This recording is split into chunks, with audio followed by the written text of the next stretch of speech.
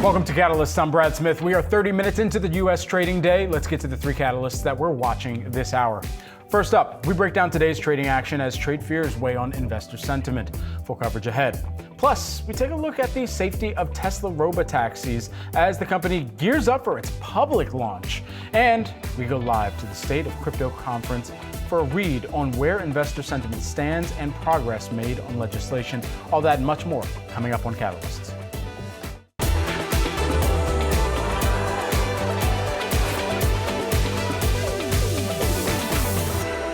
Let's get into it. Half an hour into the start of the U.S. trading day. Let's get a check of the markets here first. Taking a look at the major averages. We've got the Dow, the S&P 500, and the NASDAQ all in negative territory. Right now, fractional declines as they may be, led by the Dow on a fractional basis and point basis. We're lower by 0.4% there. S&P 500, 0.1%. NASDAQ, just a little over 0.1%. Let's switch on over to the bond market here, taking a look at the 5, the 10, and the 30-year. Big auction week that we're all jazzed on set about that for, as we're taking a look at bond yields. They are moving lower here ahead of the 1 p.m. 30-year auction. And finally, taking a look at cryptocurrency. Bitcoin right now, it is lower by about 2.5% here on the day, but perhaps more key over the extended term of the past couple weeks. We've seen this hold steady over 100,000 and 105,000 ballpark here. So we're watching that. As of this juncture, it's at 107,000, holding above that number, but still lower over the past 24 hours here.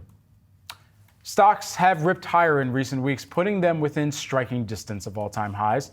Could the stock market rally have some investors looking to bonds? I want to bring in my guest contributor for the hour, Asdil Zaman, who is the partner at Wall Street Alliance Group. Great to have you here with us in studio. Good to be with you. So let's just set the scene here for what is transpiring here today and the demand for the auctions that have already happened over the course of this week. You had what essentially went well for a solid 3-year and 10-year auction earlier this week. What does that set up perhaps for the longer duration 30-year that we're awaiting later on this afternoon? I think investors will gravitate towards bonds because there's a lot of uncertainty still. Our outlook has always been that first half of the year, the market's going to pull back. Second half of the year, the market goes up. But there's going to be uncertainty. You're hearing about this tariff issues, uncertainty regarding the deficit. All of that is creating volatility in the market, and the safe haven play, investors gravitating towards bonds, gravitating towards gold, we are going to start to see a lot of that. And so with that in mind, the appetite that we're seeing for bonds versus equities, how are you seeing that kind of transpire and play out in the investor's mindset right now versus a normalized period when we didn't have Fed policy being more imminent and us waiting for them to start cutting, plus the additive of tariff policy that has really rocked the markets this year? Yeah, I think it's like an insurance in the portfolio. And we've been talking to clients about making sure that the breadth in their portfolios are wide. You know, one of the issues we constantly see is people become concentrated in certain sectors. So having your bond exposure, keeping the portfolio broad, having some gold exposure in the portfolio actually protects you on those downsides. So we are advocating for clients to increase that exposure so that they can, that gives them the option to pivot and be more aggressive when the opportunity is there. Earlier this week, I was taking a look at a note from UBS that made its way into my inbox saying that they believe the Fed and or the Trump administration would likely make adjustments in the event of much higher yields. In their view, this means high-grade and investment-grade bonds represent good value at current levels for investors seeking portfolio income here. Just want to get your reaction to that way of thinking that some investors may be deploying right now. Yeah, I think that, I think right now where the situation is as far as the market is concerned, there is certainly an appetite for bonds because, again, there's so much volatility related to this. And I think when it comes to the budget deficit issues, that's driving a big concern because investors feel that could potentially have macro consequences, could potentially weaken the dollar as well. So because of that, we are seeing some appetite for these safe havens. If we may, let's flip over to some of the sectors that you like right now in the equities landscape. Where are you looking to at this juncture? Yeah, so what we are advocating is that keep the portfolio broad. And being broad means that having some exposure to utilities, for example, because artificial intelligence is going to grow, demand for electricity is going to go up. Because of Trump's deregulation, financials should do well. consumer staples in a volatile environment are considered to be safe havens. So we want to keep broad as far as the equity exposure is concerned. And then what we also want to do is that we want to have gold in the portfolio as a hedge. Gold has been a tremendous hedge in our clients' portfolios this year. It's up more than 25%. And what we are seeing is that as the dollar is becoming weaker, international markets are appreciating from a relative point of view as well. And those have tremendously underperformed the US market since the financial crisis. So these are some of the areas that we are adding exposure to for our clients. Okay, stick around with us for the hour, Asdil. If you get hungry, we'll Uber eat some snacks or something. Zoning in, though, on the tech trade here, let's talk a little bit more about the tech trade. NVIDIA trading near record highs as tech, per usual, big driver of the market's push higher. The tech sector, is it poised to remain the market leader? That's the big question. Our very own Josh Schaefer joins us now at the desk. You've been digging into this and this leadership that we've seen from tech in this rally. Yeah, Brad. So, I mean, you have the S&P 500 back near record highs. Of course, NVIDIA also back near record highs, as you mentioned, right? And so the question I've sort of been posing to strategists over the last week is, okay, well, if we go higher, what takes us higher, right? What's sort of this next leg of the bull market? And I think it's interesting because you sort of hear both sides of this trade, right? Like the folks over at Citi that just moved up their S&P 500 target at 6,300, they're still talking about growth as defensive. You think about a lot of these companies, NVIDIA would probably be included in that, maybe an Apple, really all of them, right, are cash-rich businesses. They're businesses that can do well if rates stay higher. But what I thought was interesting, different take from Richard Bernstein over at Richard Bernstein Advisors. He had a note out calling it the mid-7. And so when I talked to Richard, he highlighted this chart. This is the percent of stocks that have outperformed the S&P 500. Of course, those two little lines you see over the last 2 years are 2023 and 2024, right? That was your Mag 7-led rally. Well, pick your head up. Stocks outside of the Mag 7 have been doing very well thus far in 2025, right? You've seen a lot of outperformance from a lot of the other sectors. I think 7 of the 11 S&P 500 sectors are outperforming the index. And so Bernstein sort of making the point that as growth slows for that Mag 7 cohort. Yes, the earnings year-over-year growth is still strong, but it is slowing, right? That rate of change is coming down. That might make the case for perhaps some more of the 493 in some other areas of the market to be areas where you can play. I just didn't expect for mid-7 the Gen Z vernacular to make its way into Richard Bernstein analysis here. It's mid right now. Sometimes it's just mid, Brad. You know, as we talk about that leadership, Asdil, what are you anticipating from the Mag 7, especially as we're looking for this diversification within portfolios right now? Yeah, so we do think that these companies will continue to do well because what happens is that there's a lot of expenditure that is going into artificial intelligence. There's a lot of government policy that is supporting artificial. There's deregulation also happening. And that makes us believe that because of the productivity that these companies are bringing about, because of AI-related productivity, that's going to cause GDP to increase as well. So we do think that the Mag 7 will continue to do well, but one of the problems we see, we deal with a lot of retail investors, one of the problems we see is that people are like overly concentrated in the Mag 7. You know, like they'll have 60 to 70% of their portfolio in tech-related investments. That's where we want to put the personal finance hat on, and we want to say that this can be treacherous. Make sure you're broad, because to your point, there are a lot of other sectors that are doing really well. AI doesn't mean that only Mag 7 will do well. There are other sectors that could do well also. Has that rebalancing started to happen among clients yet? Because I feel like April was maybe a wake up, or February to April was a little bit of a wake up call, right? A lot of those stocks got hammered pretty significantly, but then you had the strong come up really over the last month and a half now. Are clients starting to really wonder, like, okay, should I rebalance here? Did I just hold NVIDIA, it did really well, and now it's too big in the portfolio? Well, this is where the behavioral finance comes in as well, because people don't want to sell NVIDIA, like they love it, right? So, and where others were being aggressive end of last year, we were being defensive. We were saying, all right, take a pause, take a step back, right-size your exposure to these companies, increase the breadth of your portfolio. So we have been doing it, but I do feel that the ordinary retail investor that is having a do-it-yourself approach is overexposed there. If you look at the S&P 500 by itself, that's more than 40% in tech right now. And if you add a few other technology companies in the portfolio, now you're 50, 60% in tech, right? That's the ordinary retail investor that has a do-it-yourself approach. And so with that in mind, there was a competitive issue that all of these companies, to your point earlier in the year, had to move through, which was, okay, what's the risk of a DeepSeek and investors having to wrap their minds around that? At the same time, knowing that they were going to be investing these Mag 7 businesses, investing heavily, and the capital expenditures were what they were going to be measured on and how quickly they could deliver that return on investment here. I mean, how far out should investors be expecting for some of those massive multi and $100+ billion sums to actually be accretive into the business performance and bottom line? Yeah, so we do think that it's going to be sooner rather than later. We do think that what a lot of people are underestimating right now is that, just when the internet came about, right? When the internet came about, there was huge productivity increases, right? In the same way with AI, there's going to be huge productivity increases, which is going to translate into GDP growth, in our opinion.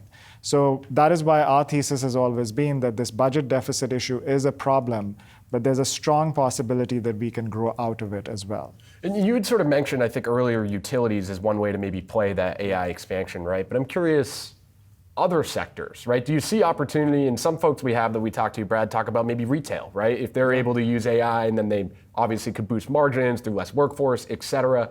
I mean, how do you think about the spreading of AI and sort of where else that trade goes? Absolutely, that's a fair point. So retailers, industrials. One of the companies that we like is Eaton, for example. Yeah. And they make the equipment that is used to transmit the electricity.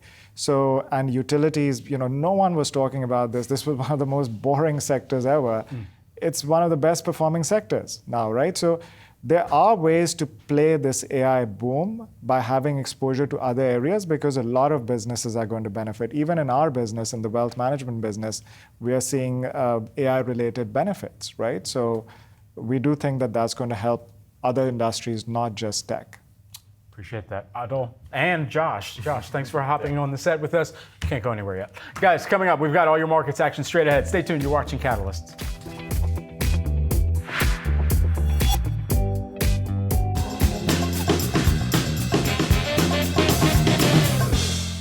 ARK Innovation Fund has always been about disruption, so Cathie Wood's flagship fund was right in the place at the right time as the pandemic demanded different kinds of thinking. But times do change, and so do disruption themes. So let's track the ARK Innovation portfolio shift over the last 5 years. I'm Jared Blickery, host of Stocks in Translation.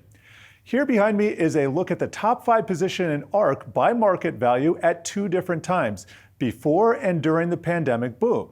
Now, back in December of 2019, Tesla led with a modest $200 million position. Fast forward just over a year, ARK's Tesla holdings ballooned to $2.4 billion as the fund's total assets exploded.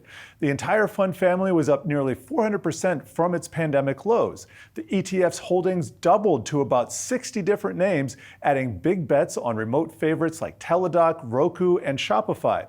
But when the pandemic euphoria faded, so did the Innovation Fund. It lost 82% of its value from peak into December of 2022. Now check out its top 10 holdings here. Zoom led the fund with nearly $600 million, and fast forward to today's portfolio, we can see a significant shift again. Tesla is back on top, $750 million, followed by newcomers like Coinbase, Roblox, and Palantir. ARK didn't just shrink, it rotated into themes like gaming, crypto again, along with some early AI plays. So anything tied to disruption must necessarily reinvent itself. Now, let's take a look at the biggest holdings from April 2021. That was a peak, and ARK has completely eliminated a lot of these. Teladoc, once a massive $1.4 billion position, has been entirely exited. Also gone are once hot stocks like Zillow, Zoom, Spotify, and Baidu, each formerly worth $700 million in ARK. Take Zoom, for example. It fell 5%, from 5% of the portfolio to 0 as its stock price collapsed from about 80% over the pandemic bust. Now, finally, here are some stocks that ARK has increased its bets on the most, measured by the change in portfolio weight since April of 2021. Coinbase, you'll see there, was added shortly after its IPO. This was an unusual early move for an institutional investor. It's now about 9% of ARK, up about 7 percentage points.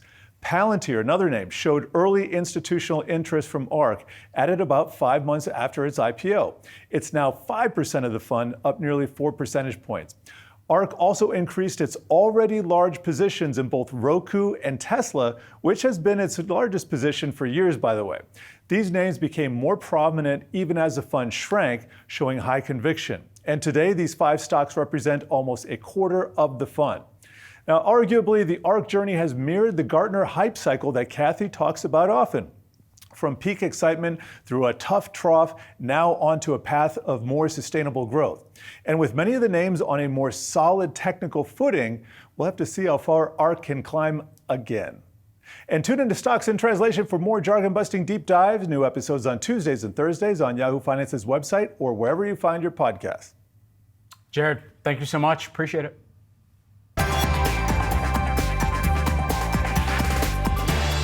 It's now time for some of today's trending tickers. We are watching Adobe, Uber, and Dick's Sporting Goods, and CoreWeave.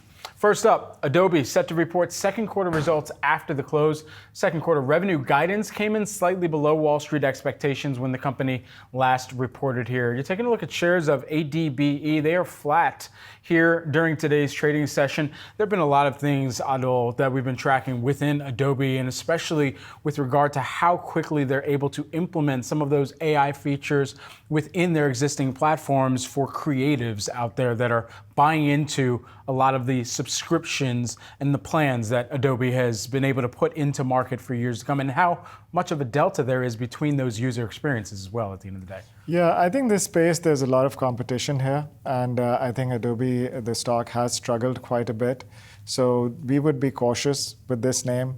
And again, this goes back to our theme of trying to be broad and sticking with having a breadth in the portfolio to protect you on the downside. You know, as I'm taking a look at some of the areas, specifically within the segments that investors are going to be looking across when this company does report earnings, it's expected that they'll report digital media segment revenue of about $17.3 billion, far and away the major leader on a segment basis here. But you've also got the digital experience, which includes the cloud subscriptions and other digital experiences. But the cloud subscriptions essentially coming in at $5.1 billion is what they're looking for here of that overall $5.8 billion pie for the digital experience side. So ultimately, we'll see exactly where those numbers come in at, but it still is a larger question for some of their bigger corporate clients.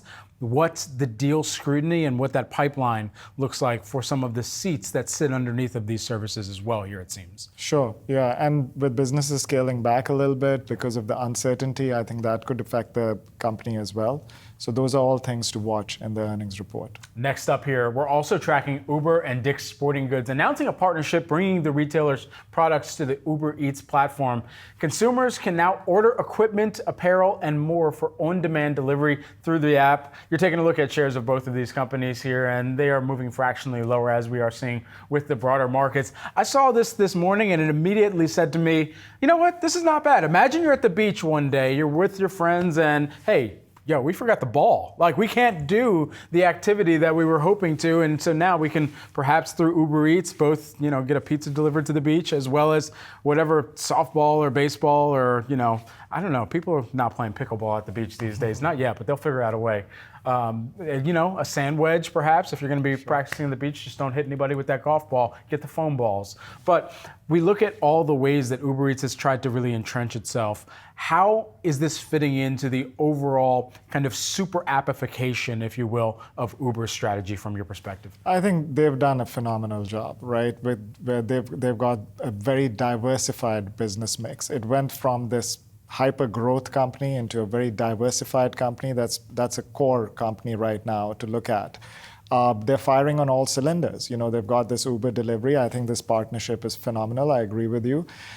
They've got the subscription business with the advertising. They've got the autonomous vehicle. They've got the ride sharing. I think Uber Eats, I use it all the time.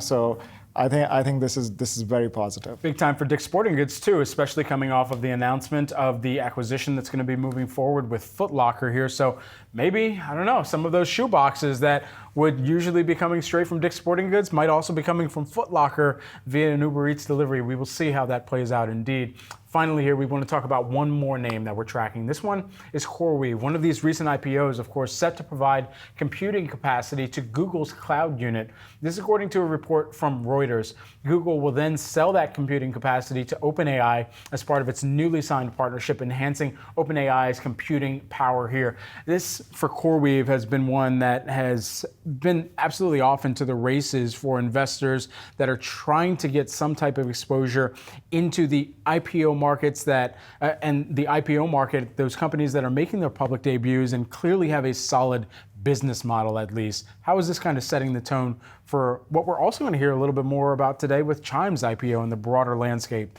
for public debuts right now?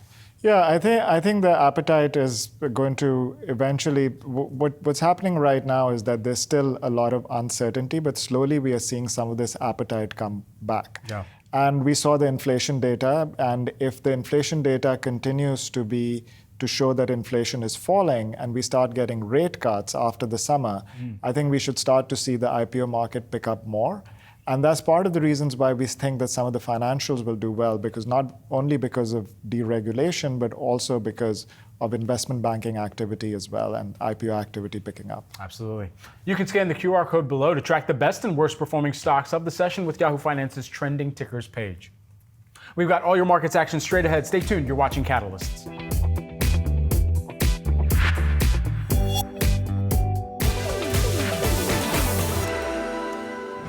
Tesla protesters set to hold an event tonight, highlighting alleged safety flaws with the company's robotaxis. This as Tesla delays the program's launch, now scheduled to roll out on June 22nd after public rides were scheduled to begin today.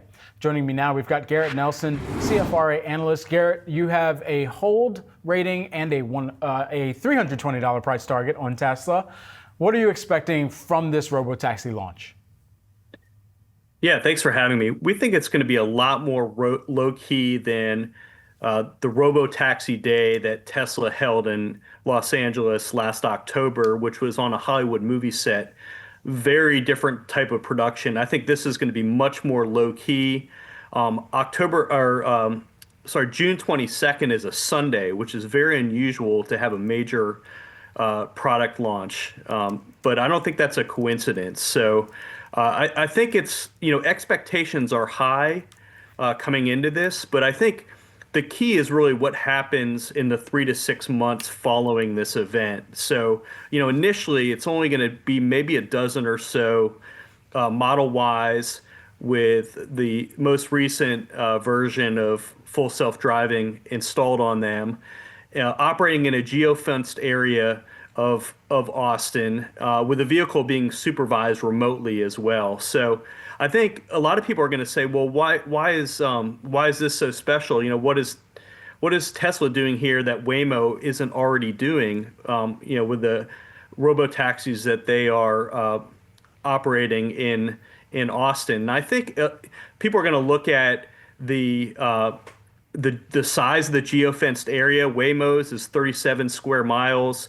How quickly they can expand that geofenced area, and then how quickly they can increase the number of vehicles on the roads, and also then expand to other markets. What is the time framing for that scaling that would lead you to then raise your own rating and expectations on the stock? Well, Elon Musk thinks they can have, maybe 1,000 or so on the road by the end of the summer. It seems a bit optimistic, but we'll see. Our main concerns with this stock right now are, number one, valuation. Given this really dramatic rebound since their first quarter earnings release in April, the stock is up, about 100 points. From when they reported earnings, only 6 or 7 weeks ago. So it's a valuation at, north of 110 times our EPS estimate for next year, but also ongoing market share losses across their 3 major markets of China, Europe, and the US. That has continued. You look at the China data, Tesla sales were down 15% in May. Meanwhile, total EV sales were up 38% in China. So And Europe and U.S. is kind of a similar story. So, the near-term issues really concern us here. We know we're right around the corner from their second quarter deliveries report, which will happen in about 3 weeks. I don't think that's going to be a great release. And so there's some major near-term challenges, and valuation being an issue for us also, in addition to the big beautiful bill, in which Tesla will be losing their tax credits not only on EVs but for energy storage and solar products as well. Garret, my guest host for the hour, Asdil Zaman, has a question, and I want to bring him in. Hi, Garret. So, Garret, the stock has fallen significantly recently. How much of that, of all these concerns that you spoke about, how much of that is already factored into the stock price? And isn't it fair to say that Tesla, as far as the robotaxi is concerned, has an edge over other competitors because of the scale that it's going to reach? So Waymo's been around for a while, but the scale that Tesla is going to reach is going to be far greater than some of these other competitors. Yeah, so on the second point, we agree with the scale. We think Tesla has major advantages. We are bullish longer term on the story here. In terms of cost and production capacity, currently they have annual vehicle production capacity of about 2.3 million units. And we think the autonomous technology that they're using, much different than what Waymo's using. Waymo using a combination of LiDAR, radar, and cameras, whereas Tesla's pretty much exclusively using cameras as well as AI at this point. So I think Tesla has major advantages in terms of cost and ability to scale longer term. Theoretically, being able to convert much of their fleet that's already on the roads to unsupervised robotaxi with a simple software update. So I think Waymo's technology is much more expensive. So, and then on the first point, I think the sell-off in the stock really in the last week or two related to Elon Musk's feud with President Trump. So, but they seem to be reconciling. I think there's been a fair amount of damage done to the brand, though, over the last several months, and I think that's directly. You can see that with market share losses. So, but they seem to be reconciling, and I think a move to the middle for him is going to be a good thing for Tesla. Garret, good to have you here with us. Thanks for breaking down some of the drivers behind Tesla stock, or those, I guess, that won't be behind Tesla's cars at the same time in the near future. Thank you so much. Thank you. Coming up, the countdown to Liberation Day 2.0 is on. More on what investors can expect and how to play the potential volatility. That's next.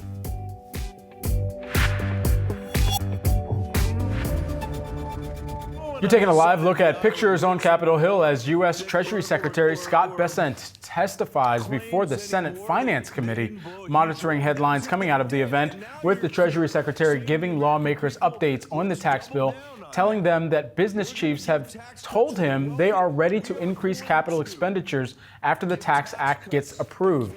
The Treasury chief also adding that he is quite satisfied with the tax bill's healthcare portions. The bill currently facing a slew of revisions in the Senate. We'll continue to monitor the hearing and bring you any news updates as they cross. Economists say that President Trump's big, beautiful tax bill comes with a $3 trillion price tag over the next few months, but the White House says the opposite is true. So here to break down the disconnect, we've got Washington correspondent for Yahoo Finance, Ben Werschkohl. Ben, what have you been able to dig into with the details here? Yeah, Brad. So this is a divide that we've seen between the White House and independent economists. Treasury Secretary Bessent was on Capitol Hill yesterday, and you saw this over and over again, and I think you're going to see a lot of it in the hearing today. And this is this divide you mentioned. It's $11 trillion difference between $3 trillion in red ink and $8 trillion in black ink that the White House is projecting. And the White House explains this difference based on kind of a three-step process. The first step here is to write off the tax cut portion of the big, beautiful bill. This is this gets you about $3.7 trillion and kind of is in line with a long-standing Republican argument, which I'd note hasn't been borne out in previous tax cuts, that basically tax cuts are free. They pay for themselves. If you cut it, the revenue goes up and it equals out. And so you should count that as zero. So that's step one. Step two is a really aggressive projection of 3% economic growth. And the issue here is this is 3% economic growth over the entire next decade. So it's not just in the first couple of years while this tax bill would presumably be felt, but it would be over a 10-year span of sustained kind of economic boom that most economists see as hard to project, especially considering a lot of this bill will wear off after a few years as it's written now. And then the third step here, so that second step gets you $4 trillion. So the third step here is to add in tariffs, and that gives you another $2.8 trillion, which gets you to this 11 trillion figure. This is citing another CBO report about tariffs bringing in about $2.8 trillion in revenue over the next decade. There's a lot of assumptions in here as well that the tariffs stay the same. The White House is negotiating tariffs just this week, so the tariffs are going to go up and down. It also assumes they keep in line past Trump's term in office. The bottom line here is that this is a divide that both sides are dug into. Bessent has defended it vigorously, the overall projections, and the White House is staying away from that. So this is a divide between the two that's not going away. In reporting the story, I talked to economists who described the White House position as ridiculous, but they're very much standing by it. So for right now, both sides are talking past each other, and whether that impacts the actual passage of the bill remains to be seen. Ben, while we have you here, we are inside of a month until Liberation Day 2.0, and as of right now, we're still waiting to see if there's going to be a major deal that gets signed prior to then and the expiry of what was trade truces, and additionally just making sure that there was prolonged period of good faith negotiations. What are the anticipations? Yeah, so what was striking me about yesterday, Bessent's testimony yesterday was part of this, but it spanned across the administration, was how this Liberation Day 2.0 is coming up in about 3 weeks, and we saw multiple scenarios of what this could look like. Here's three of them. The first was from Commerce Secretary Howard Lutnick, who basically described Liberation Day 2.0 as a celebration of deal after deal that they promised are going to be announced in the coming weeks. We've heard a lot of that before. There's a few countries that seem to be at the front of the line, but we're a long ways from a kind of initial promises of 90 deals in 90 days. The second was from Bessent himself, who talked about how it's highly likely that Trump pushes back his deadlines on some of these, that there's negotiations going on. In their view, if a country's operating in good faith, Liberation Day may be less of an event if they add another 90 days to their clock or things like that. And then the third is from Trump himself, who last night talked about sending letters to the countries, basically just, we're going to dictate this tariff. This is what the deal is, take it or leave it, is his view. It's worth noting that Trump has also last night kind of alluded to these other scenarios from Lutnick and Bessent. So, and it kind of gets in line with what the overall expectation here is, that what Liberation Day 2.0 is kind of a mix of all three. An analyst, Henrietta Trey's at Veda Partners, had a good metaphor in a note to me this morning. She described it as a potluck. Basically, it's a little bit of something for everyone, but much like a potluck, each of the dishes, some dishes are much tastier than others. So the question is kind of which bucket the different countries will get into. So that's why I think you're going to see a lot of scrambling in the next 3 weeks as we near this next deadline in the trade war. Just as long as you've tried the thing that you've cooked and brought to the potluck before you bring it to the actual potluck. Yeah, a little bit on your plate, yeah. Exactly. Ben, thanks so much. Talk to you later. Still with us, we've got Asdil Zaman, who is the partner at Wall Street Alliance Group. You know, as we were running through what is on the docket here, especially with regard to how investors are thinking about this tax bill and the implication, what should be top of mind? What should be their checklist as well? I think there are a few things that are getting overlooked in this bill. You know, so when Trump cut the corporate tax rates from 35% to 21%, the corporate tax revenue increased, not decreased. It went up from 200 billion to 500 billion. Why do you think that is? Because we were uncompetitive. And Laffer curve, we've heard about this. When tax rates are too high, if you reduce them, tax revenues actually go up. So a lot of the provisions in this bill, we think, will potentially increase tax revenues, plus the tariffs could increase tax revenues. One of the provisions that's in this bill is the bonus depreciation of equipment. And that in itself could potentially increase the GDP by 0.9%. So plus with the tariff revenues coming in as well, and with the AI-driven productivity growth, which this administration is really encouraging, we do feel that the budget deficit issue could get resolved. Interesting. And so for investors here, there's a lot within the hearings that are also moving forward. We're going to continue to monitor and bring to their attention here. You've been kind enough to grace us with your presence and your time here this morning. Asdil Zaman, who is the Wall Street Alliance Group partner, thank you for your insights throughout the hour. Thank you. Appreciate it. Great being with you. Great to see you. Coming up, everyone, the Coinbase State of Crypto Summit is underway as Bitcoin hovers near all-time highs. That's next on Catalyst.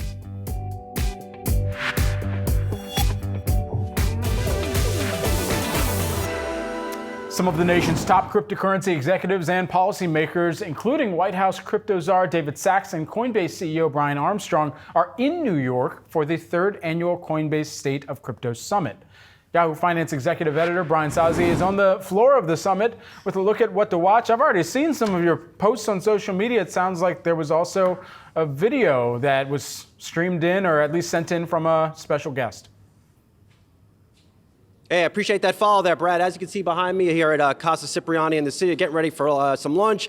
Probably serve some Bitcoin burgers with a side of stablecoin slaw. No, I didn't write any of that down, Brad. It's happening all in real time. But yes, to your point, surprise 45-second pre-recorded video appearance by President Donald Trump here at Coinbase's event, really touting the administration's quick efforts to bolster the cryptocurrency industry. One of them, of course, being that setting up the Bitcoin reserve, which I think a lot of crypto investors are waiting for more details. Also of interest, the first panel to take the stage was with Coinbase CEO Brian Armstrong, who we'll talk with later here, but along with Circle CEO Jeremy Allaire. Of course, we're all watching Circle. That stock has been ripping higher after the company's big debut more recently. Really going a long way to discuss how intertwined they are and their close partnership. Of course, before Circle went public, there was some speculation on the street that Coinbase had made a bid for Circle. Nonetheless, now you have Circle with about a $26 billion market cap, according to Yahoo Finance data. But Brad, ultimately, I'm looking for really three things throughout this day-long event. Really, first and foremost, what is the enthusiasm here for Bitcoin? Any suggestions that it could be a top? I should note, this is a packed house. Everybody is, in fact, wearing suits. Those old school Bitcoin events of past, those are no more. Very formal setting here, I think underscores the moment we are in cryptocurrency, a lot more institutional focus. A lot of folks also that I have talked to looking for that next retail catalyst. President Trump mentioning the Bitcoin reserve. A lot of investors are looking for the next big move on cryptocurrency and what could ultimately drive that. And last but not least, lots of talk about stablecoin regulation, but also potential market risk, Brad. As stablecoins get bought up, they could be backed by things like the treasuries. So if stablecoin volatility hits, what does it do to fixed income and treasury markets? So lots on my plate here, Brad. You know, I'm glad that you brought up the Blazer Barometer because this has been something that's interesting to track year over year at many of these conferences. The amount and the transition from seeing just the black Uniqlo tee and the hoodies to now seeing some of the Blazers where I know you get your stuff custom fitted, but now that we see a lot more custom fitted and perhaps plaid Blazers up in there, it could signal a lot more institutional money, Brian.